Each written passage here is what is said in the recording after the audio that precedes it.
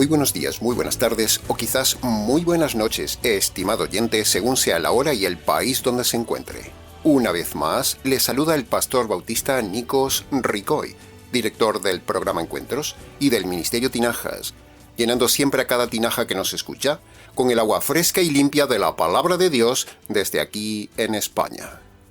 Muy bienvenidos una vez más a todos y muchas gracias por estar ahí atentos al nuevo mensaje de hoy de nuestro programa Encuentros.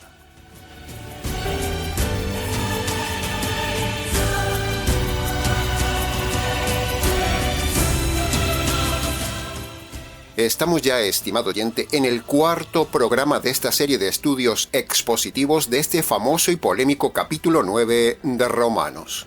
Continuaremos hoy con el análisis de los versos 15 al 18, de donde sacaremos nuevamente dos áreas prácticas.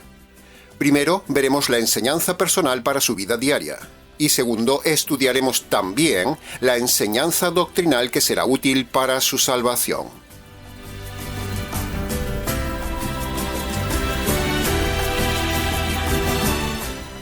Los versículos del capítulo 9 de Romanos, como ya hemos dicho en los programas anteriores, no son sencillos, estimado oyente. Hay partes de la palabra de Dios, como esta, que son complejas. Y precisamente de esa complejidad se aprovechan las sectas, como en este caso los calvinistas, para manipular el texto y engañar a la gente. Como ya hemos dicho varias veces en el canal, el método expositivo es el método más fiable y seguro de estudiar la palabra de Dios. El estudio expositivo es como una lupa que le ayuda a usted a ver mejor y le impide que le engañen las sectas y las religiones.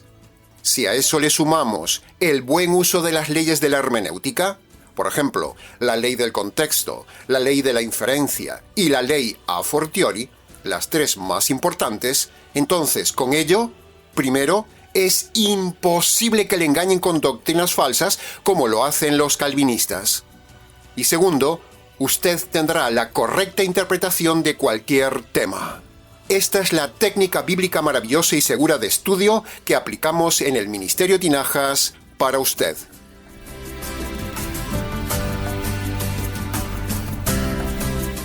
Ahora, antes de empezar nuestro estudio de hoy, escuchemos tres especímenes calvinistas de los más famosos del día de hoy para que usted vea que no decimos cosas de ellos que no sean verdad. Escuche atentamente los siguientes audios.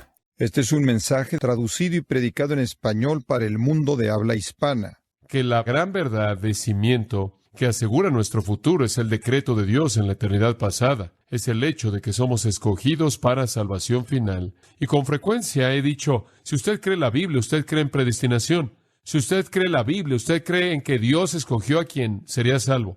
Comencemos definiendo a qué nos referimos con elección incondicional. Es un acto de Dios antes de la creación mediante el cual Él elige a algunas personas para ser salvas, porque es su soberano deseo.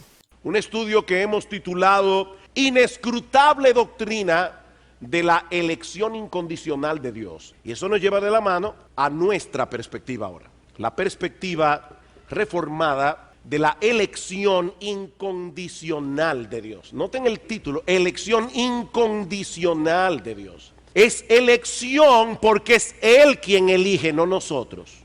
Bendito el Dios y Padre de nuestro Señor Jesucristo, Efesios 1:3, que nos bendijo con toda bendición espiritual en los lugares en Cristo, según nos escogió en Él desde antes de la fundación del mundo, para que fuésemos santos y sin mancha delante de Él en amor, habiéndonos predestinados para ser adoptados hijos suyos según el puro afecto de su voluntad. Dios nos eligió, Dios nos predestinó. Dios se lleva toda la gloria, por eso es que me encanta esta doctrina. Bien, como ha oído, parecen muy seguros, parecen muy cultos, parecen muy estudiados, parecen muy intelectuales, muy doctos, muy académicos, pero tienen apariencia de enseñar la verdad, porque estos son unas auténticas alimañas que engañan a la gente y ofenden a Dios con su doctrina falsa de la elección incondicional de Dios para salvación de unos pocos hombres. Así que quédese hoy con nosotros, estimado oyente, lo necesita para ver el verdadero enfoque de la doctrina bíblica de la predestinación. Entremos entonces en el análisis y comentario expositivo del versículo 15 y 18, que tienen cosas en común. Por eso los vamos a analizar de forma conjunta. Dice el versículo 15: Tendré misericordia de quien yo quiera tener misericordia. Y el versículo 18 dice: Dios tiene misericordia de quien quiere. Bien, para empezar, la palabra misericordia es una palabra compuesta de dos partes: miseri y cardio, o sea, misericardio, que unidas esas dos partes significan corazón para la miseria. Misericardio, misericordia. Por lo tanto, el pasaje nos dice que Dios le pone misericordia, a quien no lo merece. Es como si Dios dijera: Tú no mereces hacer esta función para mí, pero yo, en mi corazón, elijo que lo hagas aunque eres un ser miserable. ¿Ve? Eso es lo que significa tendré misericordia de quien quiera tener misericordia.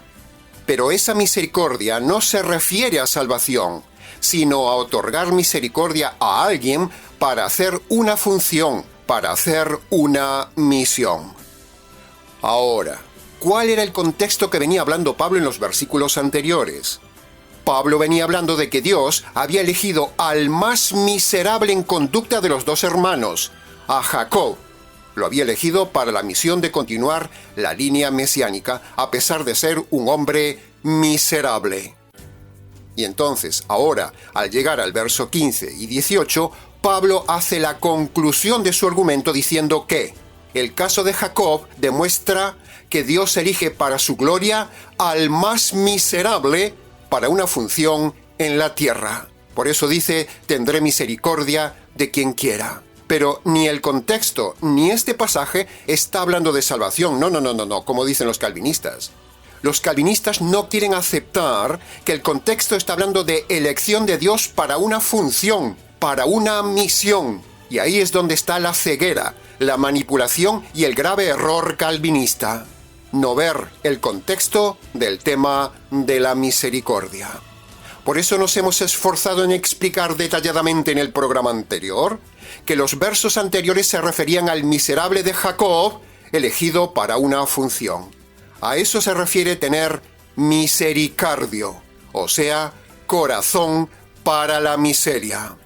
Entonces, cuando un calvinista toma este pasaje del verso 15 y 18 y deja de lado el contexto que habla de función, el calvinista lo lleva a usted a su terreno sutilmente y le hace creer al oyente que el texto se refiere a salvación incondicional, diciéndole: mire, amigo y hermano, aquí Dios dice que tiene misericordia de quien quiere, o sea, que salva a quien quiere. Lo dice la Biblia, hermano. Pero espere un momento, estimado calvinista. Aplique la ley hermenéutica del contexto y pregúntese: ¿en qué contexto está este pasaje de la misericordia, señor calvinista? ¿En un contexto de salvación o en un contexto de misión? Si el contexto estaba hablando de elección para funciones, entonces este pasaje de la misericordia también habla de darle misericordia a la persona elegida para esa función. Es pura lógica, estimado oyente. Ahí tiene la correcta interpretación del versículo 15 y 18 en su contexto. Dios otorga misericordia al ser más miserable para hacerle una función. La interpretación calvinista es falsa. Por otro lado, estimado oyente, piense esto que le voy a decir, que es importantísimo. Si el texto estuviera hablando de misericordia para salvación de los pecadores, entonces eso sería una injusticia de parte de Dios, porque Dios, como juez justo, no puede aplicar nunca misericordia a un delincuente pecador, porque eso sería injusto, eso sería antijurídico. Y Dios es un Dios jurídico. Dios no puede saltarse su justicia aplicando misericordia a un delincuente pecador, estimado oyente. No. Eso haría a Dios corrupto. Por eso, este pasaje de la misericordia no se puede aplicar a la salvación y mucho menos a una salvación selectiva. Sería una doble injusticia de parte de Dios aplicar misericordia a un delincuente. Por eso, esa misericordia del verso 15 y 18 se refiere a que Dios la aplica a una persona miserable que no merece hacer una función para Dios. Ahí sí encaja lo de la misericordia. Un juez puede conceder a un delincuente misericordia para hacer algo antes del castigo, pero no puede conceder a un delincuente misericordia para perdonar el castigo. ¿Puede ver la diferencia? De la misma manera, estimado oyente, esta misericordia de Dios no se refiere a salvación para perdonar los pecados de unos pocos, sino que es una misericordia para otorgar al pecador miserable una función en la tierra. Por eso dice, tendré misericordia de quien yo quiera tener misericordia, a pesar de ser un ser miserable, le otorgaré una función. Así que, argumento calvinista derribado. Aquí no se habla de elección incondicional de Dios para salvación de unos pocos hombres.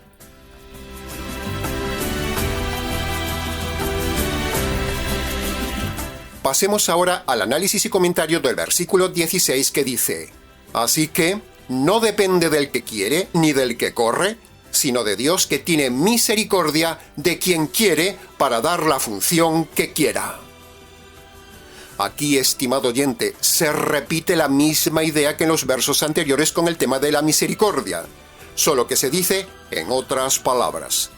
Es como si el verso 16 dijera: Por mucho que alguien quiera hacer algo para mí, por muy capacitado que esté ese hombre, por muy buena persona que sea, en definitiva, soy yo, Dios, el que decido si le otorgo una función o no. Y normalmente, Dios le suele otorgar una función al más miserable, para que así Dios se lleve la gloria usando a quien quiere y usando a quien menos vale, como sucedió en el caso de Jacob como creyente y en el caso de Faraón como inconverso. Dos hombres miserables para dos funciones. Por lo tanto, aquí, en este versículo, tampoco se está hablando de predestinación para salvación por ningún lado. Simplemente se remarca la idea de que Dios elige al más miserable para una misión.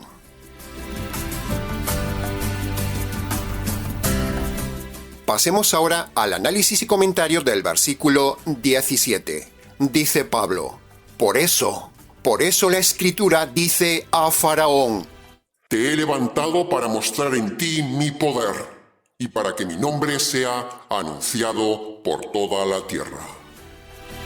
Cuando el texto dice la frase «por eso», es como que Pablo está diciendo: os voy a dar un ejemplo más de esto de la misericordia de Dios, eligiendo a alguien muy miserable. Y entonces pone el ejemplo del miserable rey Faraón. ¿Va comprendiendo mejor el tema de la misericordia, estimado oyente? Y cuando dice «te he levantado», esa frase se refiere a que Dios lo hizo rey, lo puso como rey y eligió específicamente a ese faraón, a ese rey de Egipto, pero no lo elige para salvarlo, no, sino que lo eligió para usarlo para la función de liberar a su pueblo Israel de la esclavitud. A este hombre malo, terco y miserable, llamado Faraón, el rey de Egipto, Dios le aplica su misericordio, su misericordia, ¿para qué? Aún siendo un hombre miserable, Dios, en su corazón, en su cardio, decide y le encomienda lo que no merece: la función y el honor de liberar a su pueblo Israel. El ejemplo de Faraón, junto con el ejemplo de Jacob, los calvinistas no quieren ver que en estos dos personajes miserables Dios se glorifica dándoles una misión, no dándoles salvación.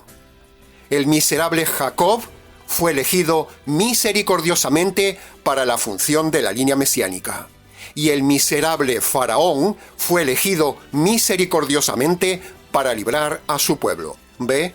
Dos funciones, no salvación. Entonces, ¿por qué dichosa razón los calvinistas tan arrogantes que presumen tanto de ser estudiosos de la Biblia, ¿no ven que en todo el capítulo 9 no se habla nunca de salvación? ¿Por qué? Pues sencillo, estimado oyente, es una cuestión de soberbia.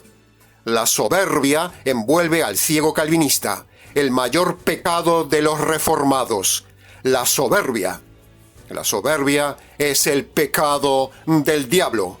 Por eso los calvinistas tienen doctrinas de demonios, como decía Pablo. El tema de Faraón tira por tierra la teoría calvinista de salvación incondicional, porque nada más claro queda en la Biblia que la perdición y la condenación del Faraón de Egipto. Porque, con sus improperios al Dios de Israel y con su negativa de dejar salir a Israel de Egipto, sentenció su eternidad. Pero aunque Faraón no quiso cumplir su función, Dios lo obligó a hacerlo, porque ante el soberano Dios, en una elección para funciones, nadie se le opone. Eso es lo que enseña Romanos capítulo 9. A ver qué calvinista derriba estos argumentos.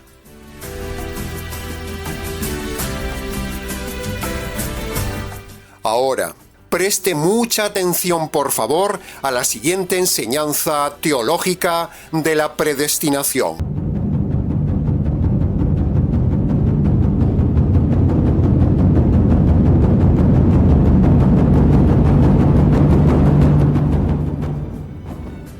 Lo que sí enseña la Biblia en cuanto a la predestinación es que, en el consejo eterno, los miembros del Trino Dios toman dos decisiones sobre dos grupos de seres rebeldes: los ángeles rebeldes y los hombres rebeldes.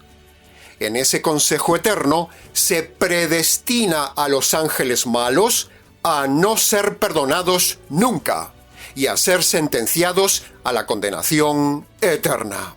Pero, en el consejo eterno, también se predestina a todos los hombres a ser salvos por medio del libre albedrío puesto en el Evangelio. Y segundo, a esos convertidos por ese Evangelio se los predestina luego a la función de tener el carácter del Hijo. Es decir, hay dos predestinaciones en el Nuevo Testamento para los hombres. La primera predestinación es la predestinación universal. Dios decide que todos los hombres sean salvos y que sea por medio de la verdad del Evangelio.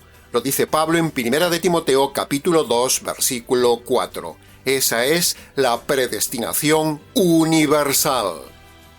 Y la segunda predestinación es solo para los convertidos que se han convertido por medio del Evangelio, para que, una vez convertidos, sean conformes en su carácter al carácter del Hijo. Eso lo veremos en Efesios capítulo 1 y lo veremos en Romanos capítulo 8. Esta es la doble predestinación correcta, no la doble predestinación calvinista de que Dios predestina selectivamente a unos pocos hombres para salvación y predestina a todos los demás a la condenación eterna, así sean niños. Menuda herejía.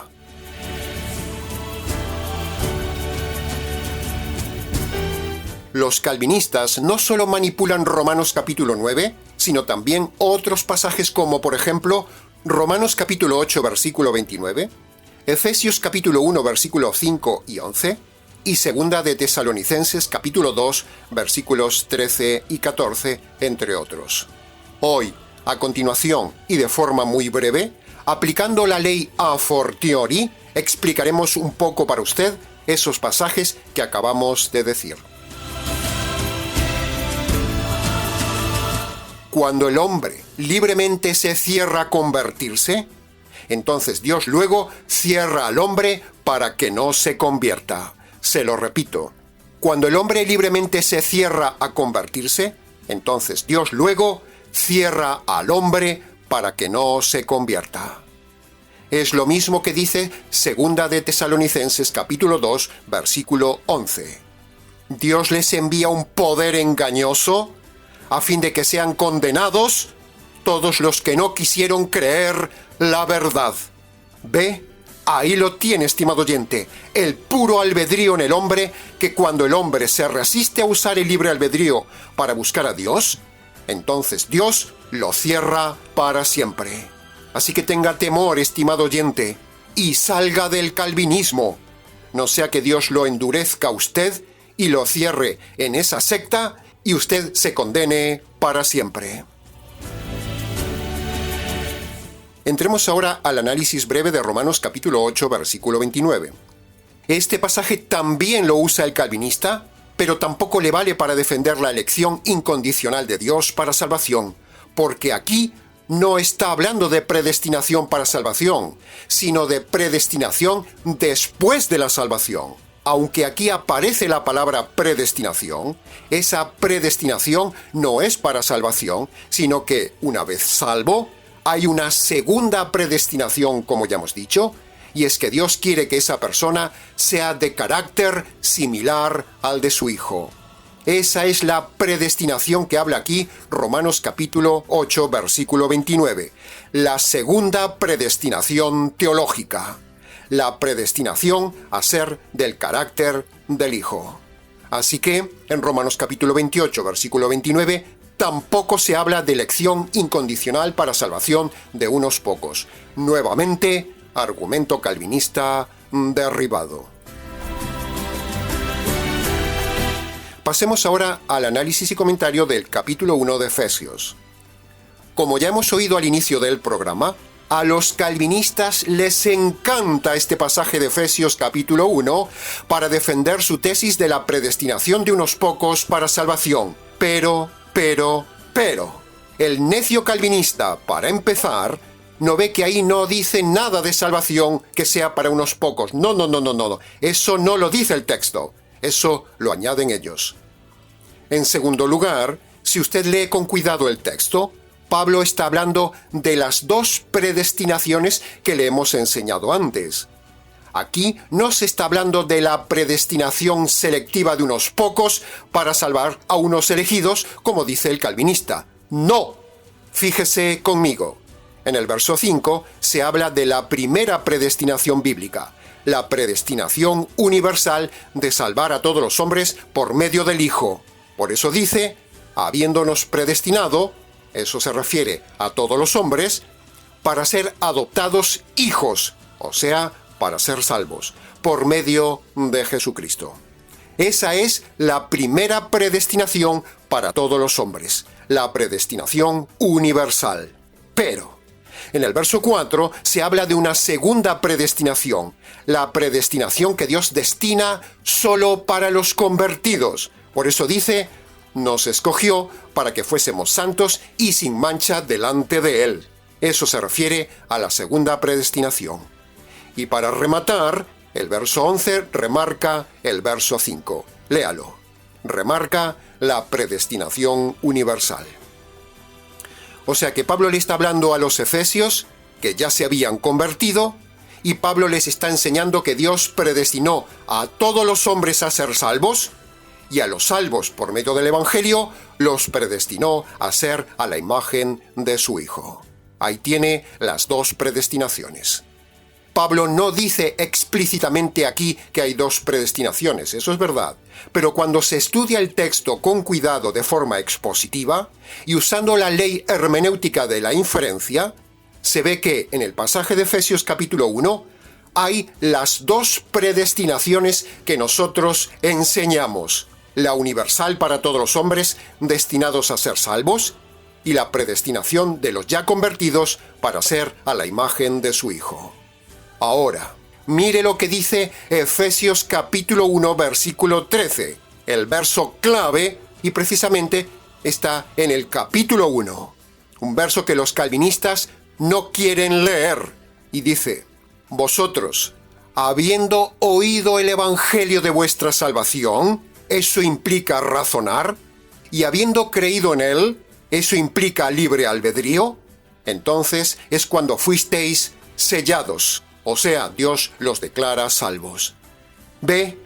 Ahí vemos que se cumple la predestinación universal. Dios, por medio de Pablo, llamó a los efesios por medio del Evangelio. Los efesios, en su libre albedrío, deciden creer el Evangelio. Y entonces, cuando creen en el Evangelio, el Espíritu Santo los confirma como salvos y los sella. Y ahora, la meta para los efesios salvos es que sean sin mancha, como dice Efesios capítulo 1, versículo 4, a ser conformes a la imagen y el carácter del Hijo. Ahí tiene la predestinación y la soteriología perfectamente armonizada.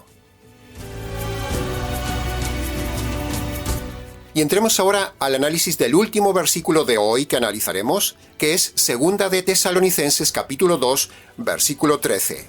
El último pasaje seleccionado que manipulan los soberbios calvinistas. El texto dice: Dios nos escogió antes de la fundación del mundo. Esa es la predestinación universal, para que fuésemos santos y sin mancha delante de Él. Esta es la predestinación para el convertido. Y ahora, mire lo que dice el verso 14, un verso que no leen los calvinistas. Dice: Dios os llamó mediante el Evangelio para alcanzar la gloria de nuestro Señor Jesucristo. ¿Ve? Ahí lo tiene, estimado calvinista. Dios llama por medio del Evangelio. Entonces, cuando el impío decide en su libre albedrío responder al llamado del Evangelio, entonces ese es el que Dios llama escogido, o sea, el que ha escogido y obedecido el Evangelio. En 2 de Tesalonicenses capítulo 1, versículo 8, dice que hay otros que no obedecen el Evangelio. Y si no obedecen al Evangelio, por pura lógica, eso implica también libre albedrío. Tanto los que responden al llamado como los que no quieren responder al llamado, ambos usan el libre albedrío, por lo tanto, no hay elección incondicional de Dios para salvación de unos pocos hombres.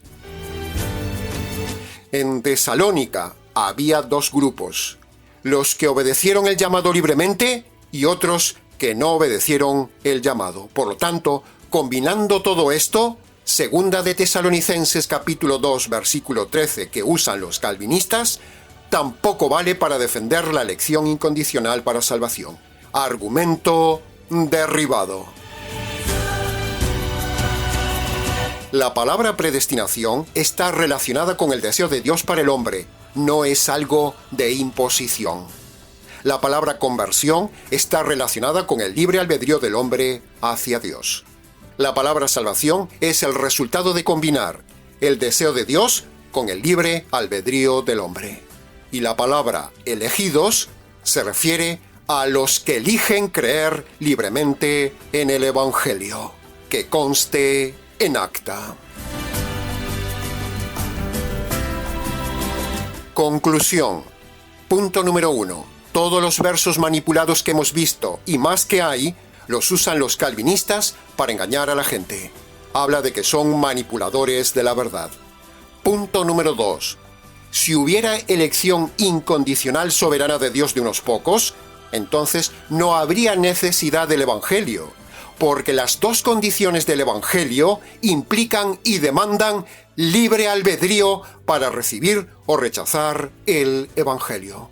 Por lo tanto, no hay elección incondicional de Dios para salvación. Punto número 3. Si hubiera elección incondicional de salvación de unos pocos hombres, ¿qué hacemos con todos los pasajes de la Biblia que hablan de libre albedrío? ¿Los tiramos a la basura, señor calvinista? Tiene usted, estimado oyente, en la descripción del vídeo, un conjunto de pasajes que hablan de libre albedrío en la Biblia. Repáselo. Punto número 4. Si una persona ya fue elegida en la eternidad, entonces, ¿por qué Dios espera años y años para salvarla, pudiendo salvarlo quizás a los 10 años, por ejemplo, porque es un escogido? ¿Por qué salvarlo a los 35, a los 40 o a los 60 años, perdiendo todos esos años desde la adolescencia, no testificando la verdad ni haciendo el bien a la humanidad? ¿Por qué, señor calvinista? ¿Por qué Dios no lo salva desde la adolescencia? Todo el calvinismo, estimado oyente, sinceramente se lo digo, es una total y atroz rebelión a Dios y a su palabra.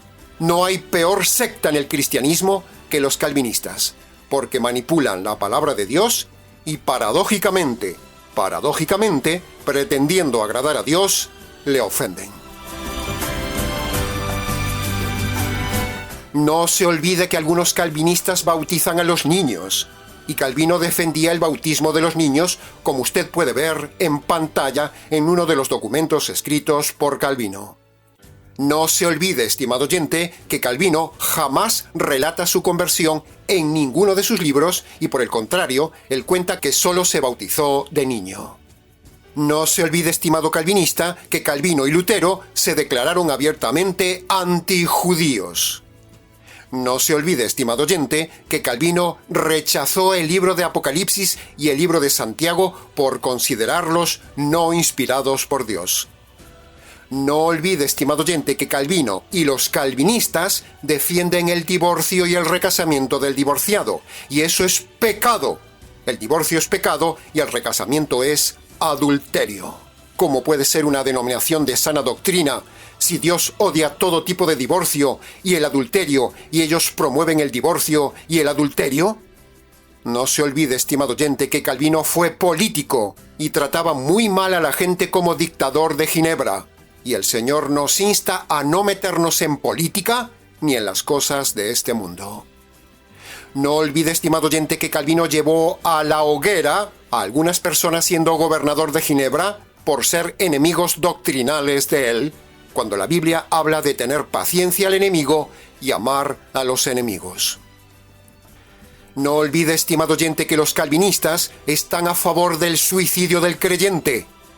Los calvinistas que usted escuchó al inicio de este programa defienden que si el creyente se suicida, se va al cielo. ¡Menuda barbaridad! La pregunta es entonces, ¿por qué no se suicidan ellos? Si el cristiano que se suicida se va al cielo, como dicen estos necios, entonces, ¿por qué hay miles de calvinistas que no se suicidan si sus líderes dicen que si se suicidan se van al cielo? ¿Por qué? ¿Por qué no hacen caso de esta doctrina de sus líderes?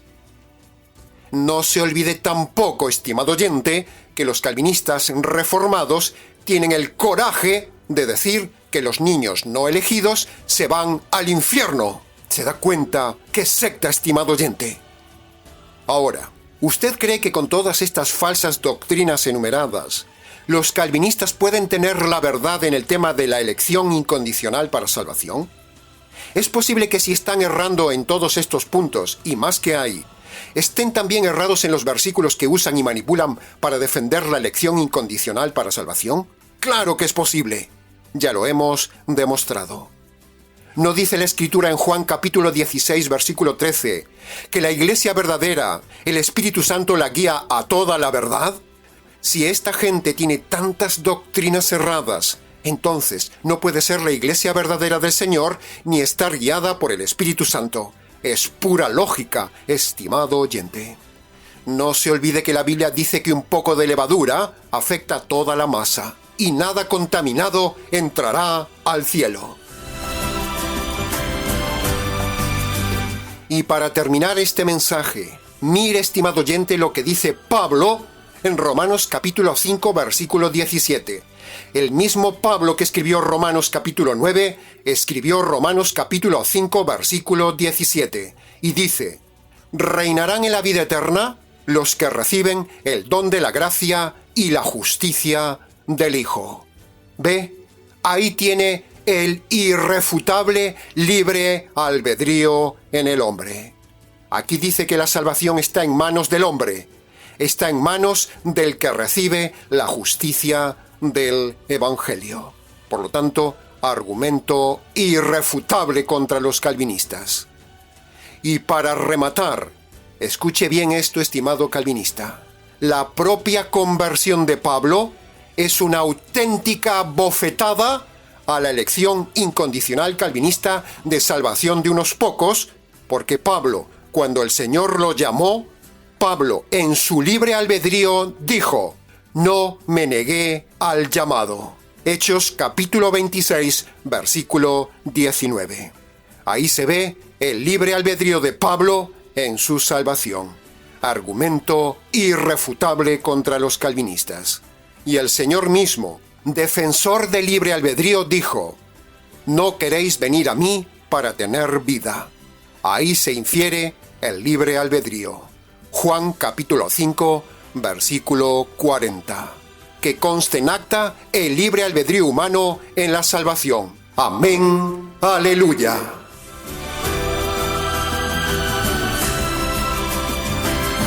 Y antes de terminar, queremos mostrarle a usted el verdadero tulipán bíblico. Síganos en pantalla. Con la letra T, todo hombre debe reconocer que es un delincuente ante Dios. Con la letra U, usted debe reconocer que Dios es un juez justo. Con la letra L, la justicia divina que merece el hombre cayó sobre Jesús en la cruz. Con la letra I, imprescindible es usar el libre albedrío para la salvación. Con la letra P, paciencia es lo que tiene Dios con usted para que se convierta por medio del Evangelio. Con la A, arrepentimiento de los pecados es la primera condición, y fe en la justicia caída sobre Jesús es la segunda condición de salvación.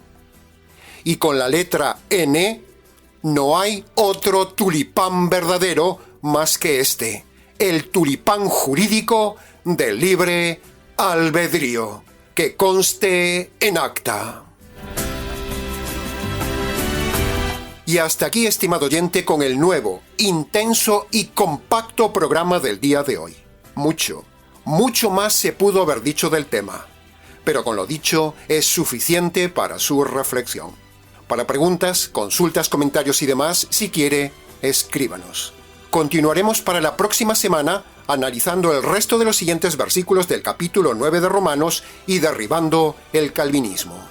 ¿Les ha compartido la verdad, solo la verdad y nada más que la verdad del tema de hoy?